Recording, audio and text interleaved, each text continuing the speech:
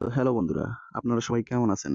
আশা করি আপনারা সবাই ভালো আছেন। তো বন্ধুরা, আজকের ভিডিওটা আপনাদের জন্য অনেক স্পেশাল। তো ভিডিওটি শেষ পর্যন্ত দেখবেন। তো বন্ধুরা, আপনারা যারা ChatGPT থেকে ফটো এডিট করে থাকেন, তো আপনাদের সবার একটাই সমস্যা হচ্ছে যে ChatGPT তে রিয়েল ফটো মানে ফেস আসে না। তো এটাই আজকে আমি মূলত আপনাদেরকে দেখাবো। তো চলুন বন্ধুরা, কিভাবে আপনি আপনার ফেসটাকে হুবহু একই রকম করবেন আজকের ভিডিওতে সেটাই দেখিয়ে দেবো। চলুন বন্ধুরা, বেশি দেরি না করে ভিডিওটি ফটাফট শুরু করা যাক। তার আগে সবাই চ্যানেলটাকে সাবস্ক্রাইব করে দাও। তো বন্ধুরা, সাবস্ক্রাইব করলে কি হবে? আমার এই চ্যানেলে কিন্তু নিয়মিত নতুন নতুন এই টপিকের ভিডিও ছাড়া হয়। ভিডিওটি সবার আগে পেতে পাশে থাকা বেল বাটনটি অন করে দেবেন। তো বন্ধুরা, চলে আসলাম মোবাইল স্ক্রিনে।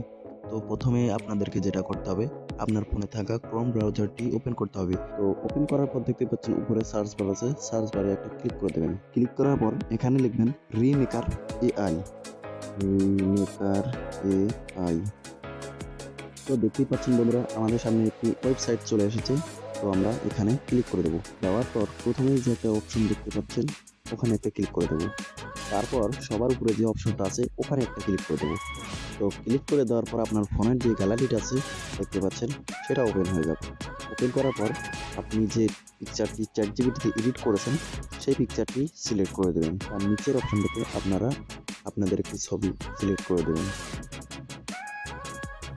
দেওয়ার পর একটু নিচে এসে এখানে একটি ক্লিক করে দেবেন। তো এখানে একটু লোডিং নেবে, নেওয়ার পর আপনার ছবি জেনারেট হয়ে যাবে।